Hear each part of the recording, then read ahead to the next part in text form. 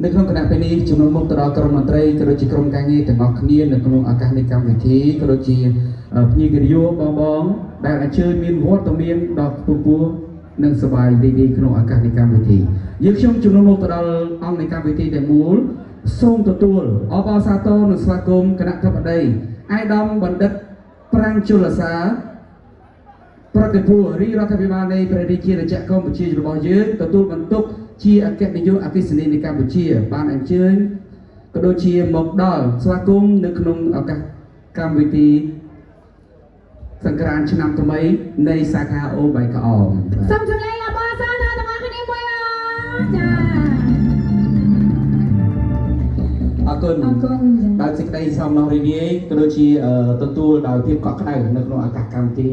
ហើយដល់បណ្ឌិតផ្ដល់វត្តមានដ៏ខ្ពង់ខ្ពស់នៅក្នុងឱកាសនេះជំនួសមកទៅដល់ក្រុមការងារទាំងអស់គ្នាយើងខ្ញុំក៏សូមសម្ដែងលើអារម្មណ៍រីករាយនិងសូមគោរពជូនជ័យល្អៗសូមកាន់ពីដល់អាយដាមក៏ដូចជាបងប្អូនដែលចូលរួមនៅទីនេះសូមឲ្យបានសម្រេចគ្រប់នៃគោលបំណងគ្រប់នៃការងារទាំងអស់ទៅដល់ទីណាកន្លែងណាសូមទទួលបានតែភាពជោគជ័យចាអរគុណច្រើនឥឡូវនេះវត្តមានអាយដាមក៏បានអញ្ជើញគោរពមកដល់សូមទទួលពិសានៃភោជនីយអាហារដ៏ឈ្ងុយឆ្ងាញ់ដោយមេត្រីភាពនិងអនុញ្ញាតផ្ដល់គោរពនិងស្ដាប់នៃបទចម្រៀងដ៏ពីរោះនិងការរាំលេងកម្សាន្តពីក្រុមតន្ត្រីយើងខ្ញុំបន្តបន្ទាប់នៅបទចម្រៀងពីរោះពីក្រុមតន្ត្រីយើងខ្ញុំជាបន្តទៅទៀតសិនដូចតទៅបាទសូមគោរពអញ្ជើញ